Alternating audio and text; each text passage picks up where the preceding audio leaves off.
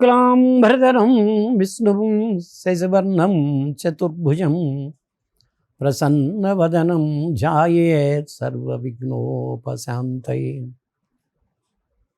సన్మార్గం ప్రేక్షకులందరికీ నా నమస్సుమాంజలుడు. మనం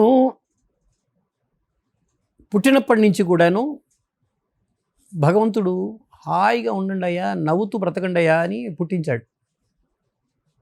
నిజానికి ఆయన పాపం మనం ఏడుస్తూ ఉండమని చెప్పలే. ఆయన హాయిగా ఉండమన్నాడు, నవ్వుతూ ఉండమన్నాడు, సంతోషంగా ఉండమన్నాడు. అలానే పుట్టించాడు. కానీ ఆ దేవుడు తెలియదు మరి. పుట్టగానే ఏం చేస్తారు? పిల్లవాడు ఏడవాలని ఎక్స్పెక్ట్ చేస్తారు. ఏడవకపోతే ఏం చేస్తారు? పాట్ మన వీపు మీద కొట్టి ఏడిపిస్తారు. ఏడ్చాడు. అమ్మయ్య. మరి భగవంతుడు అలా కాదు. ఆయన ఏమన్నాడు? హాయిగా ఆనందంగా నవ్వుతూ హ్యాపీగా బ్రతకండి అన్నాడు. సంతోషంగా బ్రతకమన్నాడు.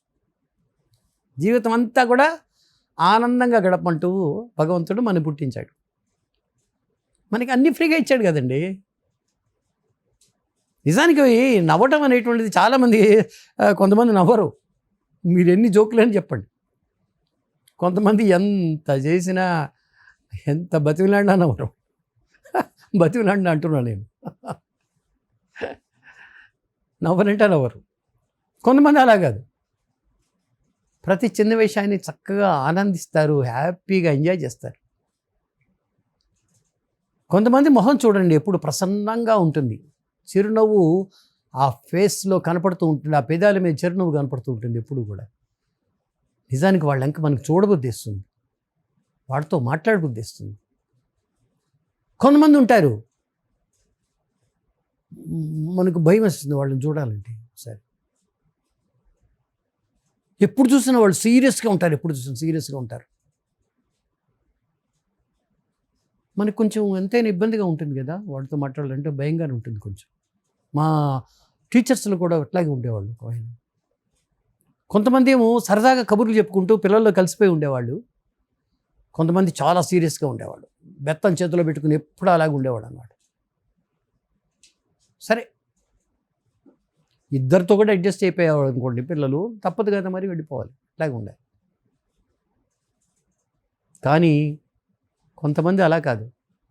కొంతమంది తల్లిదండ్రుల్లో కూడా చూడండి, కొంతమంది ఎంత హాయిగా నవ్వుకుంటూ గడుపుతారో. అసలు వాళ్ళతో గడపాలి అంటేనే పిల్లలకి ఆనందంగా ఉంటుంది. నిజానికి బయటికి వెళ్ళాలన్నా, వాళ్ళతో కాసేపు కూర్చోవాలన్నా, కబుర్లు చెప్పాలన్నా ఎంత ఆనందంగా ఉంటుంది తెలుసా. కొంతమంది పిల్లలకి తల్లిదండ్రులతో వాళ్ళు ఒక స్నేహితుల్లాగా ఉంటారు. బెత్తం పట్టుకుని నిలబడరు వాళ్ళు. ప్రతిదీ కూడా కొంతమంది చూడండి, నిజంగా నవ్వటం అనేటువంటి ఒక వరం అండి. అది మీరు ఆలోచిస్తే అంత తేలికైన పని కూడా కాదులేండి. మీరు అలా అంటారే, కానీ మనిషి ఉత్సాహంగా ఉన్నప్పుడు, ఆయన ఆనందంగా ఉన్నప్పుడు నవ్వు విరబూస్తుంది, నవ్వు మోములోకి విరబూస్తుంది. మనసారా నవ్వితే నిజంగానికి కష్టాలన్నీ కరిగిపోతాయటండి. మనసారా నవ్వగలగాలి. ఎంత కష్టం ఉన్నా సరే కరిగిపోతుంది. అందుకే అన్నారు, పెద్దవాళ్ళు ఉన్నారు, ఏదన్నా ఇబ్బంది పెరిగినప్పుడు చక్కటి హాస్యం వినండి అయ్యా అన్నారు. చక్కటి హాస్యప్రదమైనటువంటి సినిమాలు చూడండి అయ్యా అని అన్నారు. ఎందుకో తెలుసా అండి, ఆ కాసేపు మనకి రిలాక్స్ అయిపోతాం. ఒక విధంగా చూడండి, నవ్వగలిగిన వాటికి నిజానికి అన్ని రోగాలకి ముందు నవ్వేనండి. నిజానికి ఆరోగ్యానికి పసందుగా ఉండేది ఏమిటి అంటే నవ్వు. నేటి యాంత్రిక ప్రపంచం ఇది, నవనారిక ప్రపంచం. ఏంటి స్పీడ్లో, జెట్ స్పీడ్లో వెళ్ళిపోతున్నటువంటి ప్రపంచం ఇది. ఎవరికీ సమయం లేదు, అంతా పరుకులు ఉరుకులే. యాంత్రిక ప్రపంచం ఇది, మిషనరీ ప్రపంచం. ఈ ప్రపంచంలో నిజానికి కష్టాలు ఉండొచ్చు, బాధలు ఉండొచ్చు. కష్టాలు లేని వాళ్ళు ఎవరు చెప్పండి? ఈ ప్రపంచంలో ఎవరికండి కష్టాలు లేవు? ఆ పరమాత్ముడికే కష్టాలు ఉన్నాయి కదా. మనిషిగా పుట్టినటువంటి వాడికి, ప్రతివాడికి కష్టాలు ఉంటాయి. ఆ రాముడికి కష్టాలు ఉన్నాయి, కృష్ణుడికి కష్టాలు ఉన్నాయి. వాళ్ళు పడిన కష్టాలు మనమే పడుతున్నామండి బాబు. మనం చాలా అదృష్టవంతులం. మీరు రామాయణం చదవండి, భాగవతం చదవండి, భారతం చదవండి. వాళ్ళు పడిన కష్టాలు మనం ఎక్కడ పడుతున్నామండి? మనం చాలా భగవంతుడు మనందరూ చాలా ప్రసన్నంగా ఉండాడు. ఆయన ఆశీస్సులు మనకు ఉన్నాయి కాబట్టే హాయిగా నవ్వుతూ హ్యాపీగా బతుకుతున్నాం మనమంతా కూడా. అయితే విషాదం అంతా కూడా తమ్మేదే ఉన్నట్టుగా నీ ఇందాక చెప్పినట్టుగా మాడిపోయిన పెసరట్లాగా ఉండకూడదు మొహాలన్నీ కూడా. హాస్యం అనేటువంటిది అన్ని విధాలా నవ్వుకునేలాగా చేస్తుంటుంది. అందుకే అప్పుడప్పుడు కూడా హాస్యం సినిమాలు చూడటం కానీ, హాస్యం చతురోక్తులు వినటం కానీ చేసుకుంటూ ఉండాలి. ఎందుకంటే ఇదొక ఔషధం. ఈ మధ్య మీరు వింటూనే ఉంటారు, ఇది హెల్త్కి సంబంధించినటువంటి విషయం కాబట్టి ఈ నవ్వు అనేటువంటిది లాఫింగ్ క్లబ్స్ అని ఒక ప్రారంభించారు. ఇవి థెరపీ లాగా పనిచేస్తున్నాయి. ఇవి లాఫింగ్ థెరపీ అంటారు వీటిని. థెరపీ లాగా పనిచేస్తున్నాయి. ఈ పెద్దల్లోనే కాకుండా పిల్లల్లో కూడా విధంగా ఆనందంగా ఉంటూ ఆరోగ్యంగా ఉంటూ ఎప్పుడు నవ్వుతూ తుళ్ళుతూ కేరింతలు కొడుతూ ఉంటారు కొంతమంది పిల్లలు. అంటే మానసికంగా వారు ఎంతో ఉన్నత స్థితిలో ఉన్నట్టుగా మనం తెలుసుకోవాలి. వాళ్ళ ఎదుగుదల చాలా బాగుంటుందండి, అందులో డౌటే లేదు మీకు. అదే ఆయన ఎవరు చెప్పారు కదా, నవ్వటం ఒక భోగం, నవ్వించడం యోగం, నవ్వకపోవటం అనేటువంటి ఒక రోగం అని చెప్పారు. సరే, ఒక్కోసారి ఈ నవ్వులాటకి నిజానికి మనం తెలివి తక్కువ పనులు చేస్తుంటాం. అవి మనకే నవ్వు పుట్టిస్తాయి. ఎదుటి వాళ్ళకి సంగతి వదిలేయండి, మనకే నవ్వు పుట్టిస్తాయి. ఒక్కోసారి మనం చేసిన పనులకి మనమే నవ్వుకుంటూ ఉంటాం. ఏంటి ఇలా చేసామో మనం అనుకుంటూ ఉంటాం, మనం నవ్వుకుంటూ ఉంటాం. ఆ సమయంలో ఎదుటి వాళ్ళు ఎవరైనా నవ్వారనుకోండి, అదేంటో తెలియదు మనస్తత్వం, మనకు బలి కోపం వస్తుంది. అలాగాక మనలో మనం కారణాలు వెతుక్కోవాలి. ఏమిటి, ఎందుకు నవ్వు వచ్చింది ఎదుటి వాళ్ళకి, మనం చేసిన పనిలో మనం ఏం తప్పు చేశామో, ఏది సరిదిద్దుకోవాలి అని మనం ఆలోచించుకోవాలి. మీరు నవ్వు అనేటప్పటికీ చాలా రకాల నవ్వులు ఉంటాయి, చూస్తుంటారు మీరు. కొంతమంది నవ్వి చేస్తే భయం వస్తుంది మనకి నవ్వితే. అంటే నాకు మిమిక్రీ రాదు కాబట్టి నేను చెప్పలేను. నేను కొంతమంది నవ్వుతారు, పెద్దగా నవ్వుతారు, అయ్యి బాబో మూడు వీధులు వినపడుతుంది ఆ నవ్వు. కొందరు నవ్వు విరబూసిన మల్లె పువ్వులాగా ఉంటుంది. వాళ్ళు నవ్వుతే మనకి చూడబుద్దేస్తుంది వాళ్ళ ఫేసు, ఒక మల్లె పువ్వులు విరిసినట్టుగా ఉంటుంది వాళ్ళ నవ్వు చూస్తుంటే. కొంతమంది నేల మీద పడి దొరుకుతారు ఆ నవ్వులు విన్నవాళ్ళు. కొంతమంది నవ్వటం వింటాం ఒకసారి, నవ్వించడం వేరే విషయం. నవ్వు విన్నవాళ్ళు కొంతమంది కింద పడి దొరుకుతారండి. కొంతమంది నేను చూశాను వాళ్ళని. కొంతమంది పిచ్చిగా ఆనందిస్తారు.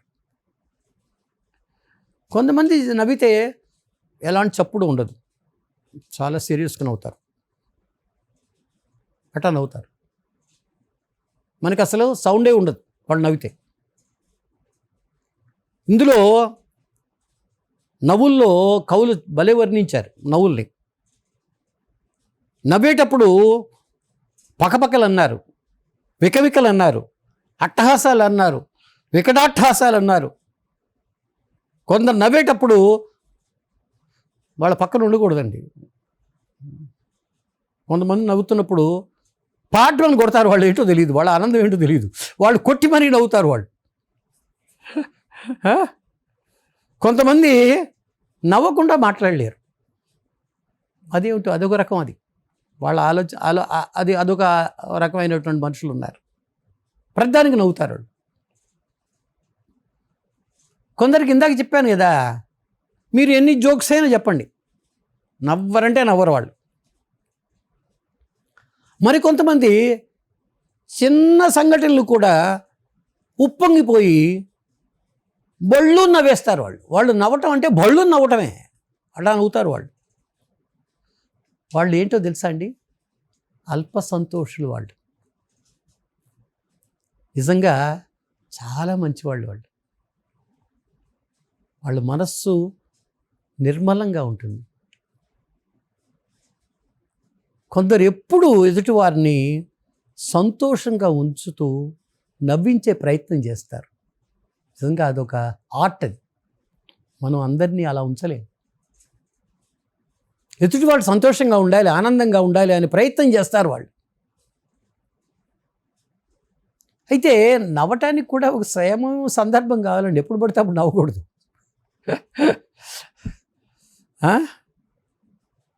భారతంలో కూడా ద్రౌపది ఇలాగే చేసింది, తప్పు చేసింది. ఆ నవ్వు ఎక్కడికి పోయింది? అది కురుక్షేత్ర యుద్ధానికి దారితీసింది. సరే, ఒక్కొక్కరికి ఒక్కొక్క రకంగా ఉంటుంది. ఒక్కొక్కళ్ళ నవ్వు మన ఇంట్లో వాళ్ళకు కూడా ఒక్కొక్కరు ఒక్కొక్క రకంగా నవ్వుతారు. మిత్రుల ముందు నవ్వేటువంటి నవ్వు వేరుగా ఉంటుంది. అదే ఆఫీసులో బాస్ దగ్గర నవ్వేటువంటి నవ్వు ఒక రకంగా ఉంటుంది. మనం విరగబడి నవ్వలేం కదండి బాస్ ముందు. ఆయన ఏదో ప్లీజ్ చేయటానికి ఏదో నవ్వుతాం అట్లా, అంతే. సార్ అంటూ ఉంటాం. అదొక నవ్వు. ఇంట్లో భార్య ముందు నవ్వేది నవ్వు వేరు, ఆవిడ మెచ్చుకుంటూ నవ్వే వేరు మళ్ళీ. ఈ విధంగా ఎక్కడ నవ్వు ఎలా ఉండాలో అది అర్థం చేసుకుని నవ్వాలి, లేకపోతే అర్థాలు మారిపోతాయి. ఒక ఆయన ఎక్కడో విచారకరమైనటువంటి ఒక సంఘటనకి వెళ్ళి అక్కడ నవ్వుతూ చెప్తున్నాడంట, పక్కపక్క నవ్వుతూ చెప్తున్నాడంట. మరి ఆ పక్కన ఉన్న వాళ్ళందరికీ ఒళ్ళు మండదండి? కొంతమంది నవ్వుతూ ఉండాల్సిన చోట సీరియస్గా చెప్తారు, విచారకరంగా చెప్తారు. అంటే ఏంటి? ఎక్కడ ఎలా నవ్వాలో, ఎక్కడ నవ్వకూడదో తెలుసుకోవాలి. జీవితంలో తప్పనిసరిగా తెలుసుకోవాలి. కొందరు నవ్వితే అసహ్యంగా ఉంటుంది, మనం చూడలేం. కొందరికి నవ్వితే వెగట పుడుతుంది. ఇంకొక రకం మనుషులు ఉంటారు, వాళ్ళ నవ్వు విషం కక్కుతుంది. మీరు సినిమాల్లో చూసే ఉంటారు కదా, శకుని చూస్తాము. ఆయన నవ్వేలా ఉంటుంది, విషం కక్కుతుంది ఆ నవ్వు. పైకి నవ్వుతో కనిపిస్తారు కొంతమంది, కానీ వాళ్ళ మనసుల్లో విషం కక్కుతూ ఉంటారు. సరే, ఇక మీరు ఆషాఢ భూతే అని కథ వినే ఉంటారు, మేము చిన్నప్పుడు విన్నాం కథ. అలాంటి వాళ్ళు కూడా ఉంటారు, సరే వాళ్ళంటి వాళ్ళు. కొంతమంది నవ్వుతూ ఉంటారు, నొసడుతో వెక్కిరిస్తూ ఉంటారు. ఈనాటి సమాజంలో అలాంటి వాళ్ళు చాలా ఎక్కువగా కనపడుతున్నారు మనకి. కొందరికి సమాజంలో తనకి అంతా తెలుసు అని భ్రమపడుతూ ఉంటారు. ఎదుటి వాళ్ళు ఏం మాట్లాడుతున్నా సరే వాడికి నవ్వులాటగా ఉంటుంది, నవ్వుతూ ఉంటారు. అంటే వెక్కిరింపు నవ్వు, వెక్కిరిస్తూ నవ్వుతారు వాళ్ళు. అలాంటి నవ్వులు కూడా కొన్ని ఉంటాయి, వాళ్ళకో నవ్వులాట. మనం అంటే అందరూ విరగబడి నవ్వేటువంటి క్షణాల్లో కూడా అసలు నవ్వకుండే ఉండేటువంటి వాళ్ళు కొంతమంది ఉన్నారు. మనిషి జీవితం చాలా తక్కువ కాలం. ఆ రోజుల్లో ఎక్కడో మొత్తం 50 ఏళ్ళు 60 ఏళ్ళు, సరే ఆరోగ్య పరిస్థితులు ఇవన్నీ కూడా బాగుపడినాయి కాబట్టి తప్పనిసరిగా ఇప్పుడు 60-70 వస్తుంది. ఈ యొక్క తక్కువ కాలంలో హాయిగా జీవితాన్ని నవ్వుకుంటూ ఆనందంగా గడిపేటువంటి అవకాశాన్ని మనం పుణికిపుచ్చుకోవాలి. ప్రతిదాన్ని కూడాను ఎవరైనా నవ్వుతూ ఏదైనా హాస్యంగా ఏదైనా చెప్పాడనుకోండి, దాన్ని సీరియస్గా తీసుకుని వాడి మీద సీరియస్ అయిపోయి నా మీద జోకేస్తావా నువ్వు అని వాడిని కాలర్ పట్టుకోకూడదు.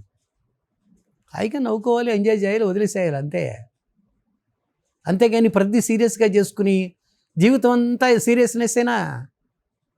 హాయిగా నవ్వొద్దు, కాసేపు నవ్వుకోవద్దు. ఓ పక్కన చెబుతున్నారు, నవ్వేవాడికి శుభ్రంగా ఆరోగ్యం ఉంటుంది, బాగుంటుంది అని చెప్తున్నారు కదా. ఓ పక్కన హాస్య క్లబ్బులు పెడుతున్నారు కదా, అక్కడికి వెళ్ళాలి. హాస్య క్లబ్బుల్లో వాళ్ళు చెప్పేటువంటి జోకులు వినాలి. అక్కడ హాస్యం క్లబ్బుల్లో పెడుతూ చూసారా, పెద్దగా నవ్వుతూ ఉంటారు వాళ్ళు. నరాలన్నీ కూడా చళ్ళు విడుస్తాయట శుభ్రంగా, అంతే. అది ఫ్రీ అవుతాయట, అలా పెద్దగా నవ్వుతూ ఉంటాయట. అలాగే మనస్సు కూడా ప్రశాంతంగా ఉంటుందని చెబుతున్నారు. ఆ టైంలో నిజానికి ఇంకొక ఆలోచన రాదు మనకి. మీరు చూడండి, ఒకసారి ఆలోచించండి. మనం నవ్వుతున్నప్పుడు ఒకసారి మనకి ఇంకొక ఆలోచన రాదు, అంతే. అది ఎంజాయ్ చేస్తూ ఉంటాం, అంతే. ఇది నవ్వటం అనేటువంటి ఒక సద్గుణం. ఆఫీసుల్లో కూడా చూసా, చాలామంది కొంతమంది లంచ్ టైంలో వాళ్ళ దగ్గరికి వెళ్ళి కూర్చుంటారు, డబ్బాలు తెచ్చుకుంటారు, డబ్బాలతో తింటూ ఉంటారు. తింటూ ఉంటూ వాళ్ళతో ఆయన చెప్పేటువంటి మాటలు వింటూ ఎంజాయ్ చేస్తుంటారు. ఎంత ఆనందంగా ఉంటుందో ఆ కాసేపు. ఆఫీసులో ఎంత కష్టపడి పనిచేస్తున్నా, ఎంత కష్టమైనటువంటి పని ఉన్నా, ఎంత ఇబ్బంది ఉన్నా, ఆ బాస్ ఎన్ని తిట్లు తిట్టినా అప్పటి వరకు అన్నీ మర్చిపోతారు కాసేపు. ఇలాంటి వాళ్ళతోనే మనం స్నేహం చేయాలి, అలాంటి సత్సంగాల్ని మనం కోరుకోవాలి. అందరూ కూడా మీ ఇంట్లో వాళ్ళనందరినీ కూడాను ఆనందంగా ఉంచే ప్రయత్నం చేయాలి, సరదాగా జోకులు వేసుకోవాలి. మీకు ఎంతటి కష్టమైన వచ్చినా సరే, ఎంత ఇబ్బంది కలిగినా సరే, మీరు హ్యాపీగా ఆనందంగా జోకులు వేసుకుంటూ ఆ కష్టాన్ని దాటేటువంటి ప్రయత్నం చేయాలి. అందుకే ఇది నవ్వులాటగా చెప్పేటువంటి మాట కాదు, నేను చాలా సీరియస్గా చెప్తున్నా. చక్కగా మీరు నవ్వును ఆనందించండి, ఎంజాయ్ చేయండి. లైఫ్లో ఉన్నటువంటి అమృత భాండాన్ని మీరంతా గ్రహించి అమృతాన్ని సేవించండి అని మనసారా కోరుకుంటూ సెలవు తీసుకుంటాను. ఉంటాను మరి. నమస్కారం.